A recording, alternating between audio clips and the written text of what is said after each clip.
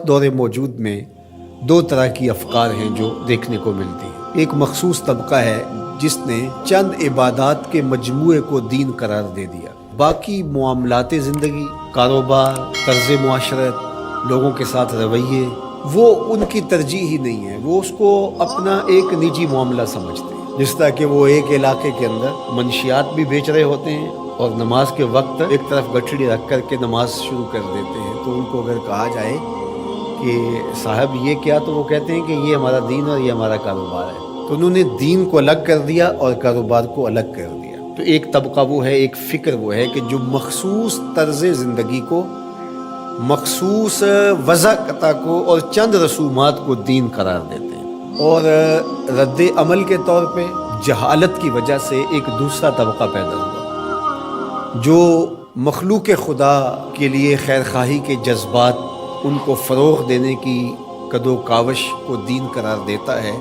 اور اس دین کا نام انہوں نے انسانیت رکھا ہے، حتیٰ کہ وہ دین کے بنیادی ارکان کا نہ صرف مذاق اڑاتا ہے بلکہ اس کو بھی تبدیل کرنے کی آرزو رکھتا ہے۔ آئے دن آپ ایسے لوگوں کی طرف سے جو آرٹیکلز چھپتے ہیں، مضامین چھپتے ہیں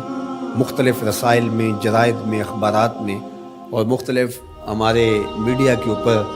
جو ٹاکس ہوتی ہیں ان کے اوپر آپ دیکھتے ہیں کہ وہ حج کا کہہ رہے ہوتے ہیں کہ اتنا پیسہ حج پہ لگ رہا ہے، تو یہ پیسہ اگر غریبوں میں بانٹ دیا جائے تو کتنا بھلا ہو جائے غریبوں پر۔ اس طرح جو قربانی پہ اتنا پیسہ لگتا ہے، تو یہ قربانی کے پیسے اگر غریبوں میں بانٹ دیے جائے تو کتنوں کے گھر بس جائیں گے، کتنی غریب بچیاں جو ہیں ان کی شادیاں ہو جائیں گی۔ اس طرح نماز کے بارے میں وہ کہتے ہیں کہ نماز میں جتنا وقت لگتا ہے یہ ایک مشق ہے، تو یہی وقت انسانی خدمت کے لیے صرف کیا جائے تو یہ کتنا اچھا ہو۔ تو حتیٰ کہ وہ ایک نیا انسانیت کے نام سے دین لے آئے، اور اس میں وہ ان عبادات کو اور دین کی ان چیزوں کو انہوں نے خارج کر دیا، اور دوسری جانب کچھ لوگوں نے چند عبادات کو دین سمجھ لیا اور باقی جو چیزیں ہیں ان کو ترک کر دیا۔ قرآن مجید میں مذمت کی کہ فویل للمصلین الذین هم عن صلاتهم ساہون الذین هم یراؤون ویمنعون الماعون۔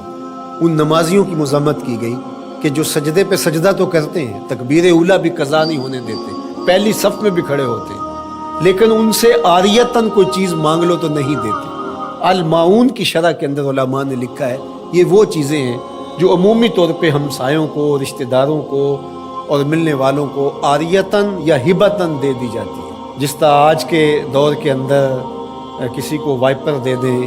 پانی والا پائپ دے دیں، اسی طرح اور جو چھوٹی چھوٹی چیزیں عمومی طور پہ ہم عاریتاً کسی کو فراہم کر دیتے ہیں، اور یہ ایک اچھے انسانی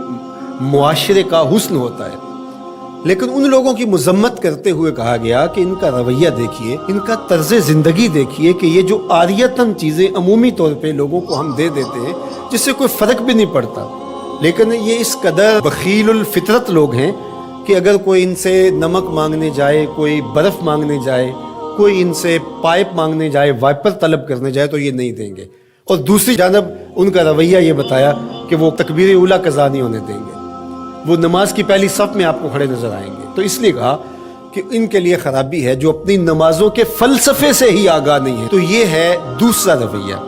تو ایک وہ رویہ کہ انسانیت کو ایک مذہب قرار دے کر کے فرائض اور واجبات کی نفی کی جائے، حج کا مذاق اڑایا جائے، زکوٰۃ کا مذاق اڑایا جائے،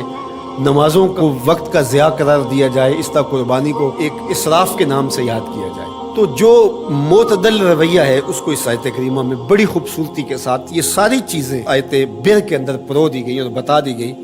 کہ یہ ایک مکمل نصاب زندگی ہے، یہ ایک فل پیکج ہے جو اسلام نے ہمیں دیا ہے، جو عبادات کے اندر، اعتقادات کے اندر، رویوں کے اندر، طرز زندگی کے اندر، انداز معاشرت کے اندر، سب میں کمال مرتبے پہ فائز المرام ہے، یہ سچے لوگ ہیں۔ اور فرمایا وَأُولَٰئِکَ هُمُ الْمُتَّقُونَ، اور تقوی کے نور سے مالا مال بھی یہی لوگ ہیں جن کے اعتقادات بھی خوبصورت، جن کے اعمال بھی خوبصورت، جن کے رویے بھی خوبصورت، اور جن کا طرز زندگی